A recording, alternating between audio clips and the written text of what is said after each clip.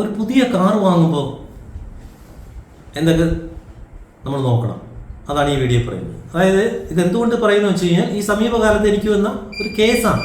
അപ്പോൾ പുതിയ കാർ നിങ്ങൾ വാങ്ങുകയാണ്. ഇപ്പോൾ ഉദാഹരണത്തിന് ഒരു ഇലക്ട്രിക് കാർ എൻ്റെ ക്ലയൻറ്റ് വാങ്ങുകയാണ്. അപ്പോൾ പറഞ്ഞത് ഒറ്റ ചാർജിങ്ങിൽ നിങ്ങൾക്ക് 275 കിലോമീറ്റർ വരെ കിട്ടുമെന്നാണ് പറയുന്നത്. അപ്പോൾ ഇത് കേട്ടുകൊണ്ട് ഒറ്റ ചാർജിങ്ങിൽ 275 കിലോമീറ്റർ കിട്ടുമല്ലോ എന്ന് പറഞ്ഞുകൊണ്ട് കാർ വാങ്ങി. കമ്പനിയുടെ പേര് പറയുന്നില്ല. ഷോറൂമിൽ നിന്ന് ഭയങ്കരമായിട്ട് വിളി വന്നു. അവർ പ്രഷർ ചെയ്തു. ഒരു പെൺകുട്ടി വിളിച്ച് പറയണേ 275 കിലോമീറ്റർ വരെ ഓടും, സാറിൻ്റെ ഡ്രൈവിംഗ് പോലെ ഇരിക്കും ബാക്കി കൂടുതൽ കിട്ടുന്നത്. ഡ്രൈവിങ്ങിൻ്റെ ഒരു ചിലരുടെ ഡ്രൈവിംഗ് വളരെ അറഗൻ്റ് ആയിരിക്കും. അങ്ങനെയുള്ളവർക്ക് വീണ്ടും മൈലേജ് കുറയും. അങ്ങനെയാണെങ്കിൽ 260 അല്ലെങ്കിൽ ഇത് 280 വരെ കിട്ടും. ഇങ്ങനെയൊക്കെ ഓഫർ കൊടുക്കുകയാണ്. കാരണം ഈ സെയിൽസ് പേഴ്സണൽ എന്ന് പറഞ്ഞു ഇരിക്കുന്നവർ എങ്ങനെയെങ്കിലും വാങ്ങുന്നയാളെ പൂട്ടുക, അവരുടെ ഡീൽ ഉറപ്പിക്കുക, കച്ചവടം നടത്തിക്കുക, ഇതാണ് അവരുടെ ലക്ഷ്യം. അപ്പോൾ അങ്ങനെ അത് കേട്ടുകൊണ്ട് അയാൾ വാങ്ങുകയാണ്, വണ്ടി വാങ്ങിക്കുകയാണ്. അവസാനം വണ്ടി ഓടിച്ചു 210 കിലോമീറ്റർ കിട്ടുന്നില്ല. അപ്പോൾ അയാൾ എന്നെ വിളിക്കുകയാണ്.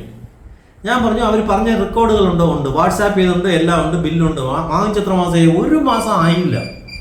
പുത്തൻ കാറാണ്, പറഞ്ഞതുപോലെ ഒന്നുമില്ല. 210 അവസാനം സാറേ 210 കിട്ടും, പക്ഷേ ഞങ്ങൾ കമ്പനി ഡ്രൈവ് അതൊന്നും വേണ്ട, ഇതെല്ലാം വോയിസ് മെസ്സേജ് അവർ വാട്സാപ്പിലിട്ട് പിടിച്ചെടുത്തു. ഇപ്പോൾ ആ കേസ് കൺസ്യൂമർ കോർട്ടിൽ ഇരിക്കുകയാണ്. കാരണം കേസ് നിങ്ങൾ കാറ് വാങ്ങുന്ന സമയത്ത് ഈ പറഞ്ഞത് ഉണ്ടോ എന്ന് പ്രത്യേകം വാങ്ങിക്കാതെ റെക്കോർഡ് ഉണ്ടെങ്കിൽ അത് വാങ്ങിച്ചു വയ്ക്കുക. കേസിന് പോകണമെന്നല്ല, ഈ പറയുന്നതൊന്നും പ്രാക്ടിക്കൽ ഇല്ല. എല്ലാവർക്കും പണം ഉണ്ടാക്കണം, പറ്റിക്കണം എന്നുള്ളത് മാത്രമേ ഉള്ളൂ. സത്യസന്ധത വളരെ അപൂർവമായി കിട്ടുന്നൊരു വസ്തുവാണ്. അപ്പോൾ ഞാൻ പറയുന്നത്, ഞാൻ കാറ് കമ്പനിയുടെ കൂടെ അല്ല, കാറ് നല്ലൊരു ബ്രാൻഡ് കമ്പനിയുടെയാണ്, ഞാൻ ഇല്ലെന്ന് പറയുന്നില്ല. പക്ഷേ അവരുടെ സെയിൽസ് എക്സിക്യൂട്ടീവ്സിന് ഒന്ന് നല്ല ട്രെയിനിങ് കൊടുത്തെടുക്കണം. കാരണം ഇവർ ആ കമ്പനിയുടെ ഓണർ എന്നല്ല ഇവിടെ സംസാരിക്കുന്നത്.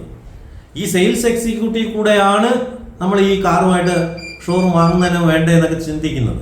അപ്പോൾ ഇവരുടെ അനാവശ്യമായിട്ടുള്ള ഓഫർ വാരിക്കോരി പറയുന്ന ആ രീതി ഒഴിവാക്കണമെന്ന് അവർ സെയിൽസ് പേഴ്സണൽ ട്രെയിനിങ് കൊടുക്കാനുള്ള ബാധ്യത അവരുണ്ട്. അല്ലെന്നുണ്ടെങ്കിൽ വൈക്കോറിയസ് ലയബിലിറ്റി എന്നുണ്ട്. ഏതെങ്കിലും ഒരു ഓഫീസിലൊരു സ്റ്റാഫ് കുറ്റം ചെയ്താൽ അതിൻ്റെ ഓണറിന് അതിൻ്റെ ബാധ്യത ഉണ്ടാവും. അങ്ങനെ വൈക്കോറിയസ് ലയബിലിറ്റി വെച്ച് കാർ കമ്പനിക്കെതിരെ ഞാൻ കേസ് ഫയൽ ചെയ്തിരിക്കുകയാണ്. കംപ്ലീറ്റ് ഡാമേജും തന്ന് എനിക്കുണ്ടായ, അതായത് എൻ്റെ കക്ഷിക്കുണ്ടായ മാനസിക പിരിമുറുക്കം, ടെൻഷൻ, ഉറക്കമില്ലാത്ത രാവുകൾ, മെൻ്റൽ ടെൻഷൻ ആൻഡ് പാനിക്, 5 ലക്ഷം രൂപ നഷ്ടം തന്ന് ഈ കാർ തിരിച്ചെടുക്കണം. ഇതാണ് കൺസ്യൂമർ കോർട്ടിൽ കേസ്.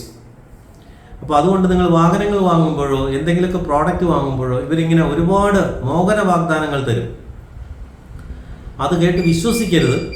സത്യസന്ധമായിട്ടുള്ളത് ഈ കമ്പനിയുടെ തന്നെ ബ്രോഷേഴ്സ് ഉണ്ടാവും. എവിടെ? നെറ്റിൽ കിട്ടും. പണ്ടൊക്കെ മാനുവൽ എന്ന് പറഞ്ഞൊരു ബുക്ക്, അതായത് ഒരു പുസ്തകം തരും. ഇപ്പോഴതില്ല. അത് നെറ്റിലുണ്ടാവും. ഗൂഗിളിൽ അടിച്ചു നോക്കിയാൽ കിട്ടും. അല്ലെങ്കിൽ യൂട്യൂബിൽ അവർ ഇറക്കിയിട്ടുണ്ടാവും. അപ്പോൾ അവർ തന്നെ പറയും, സാർ ഞങ്ങളിപ്പോൾ ബുക്ക് ഇറക്കുന്നില്ല, എല്ലാം ഓൺലൈനിൽ കിട്ടുമെന്ന് പറയുമ്പോൾ ശരി. പക്ഷേ അതിന് നോക്കി വേണം, അതിൽ നോക്കി വേണം, ബ്രോഷേഴ്സ് ഒക്കെ ഉണ്ടാവും, അതിൽ നോക്കി വേണം നിങ്ങൾ കാര്യങ്ങൾ മനസ്സിലാവുന്നത്. അല്ലാതെ ഇതുപോലെ സെയിൽസ് പേഴ്സണലിൻ്റെ വാക്ക് വിശ്വസിച്ച് വണ്ടി വാങ്ങിച്ചാൽ നിങ്ങളത് പരാതി പറയാൻ പോകുമ്പോൾ അയാളോട് ഉണ്ടാവില്ല, അയാൾ വേറെ കമ്പനിയിൽ പോയി കഴിഞ്ഞു, വേറെ കാർ കമ്പനിയിൽ. അപ്പോൾ ഇത് വാഹനങ്ങൾ വാങ്ങുമ്പോൾ പ്രത്യേകം സൂക്ഷിക്കുക. നന്ദി, നമസ്കാരം.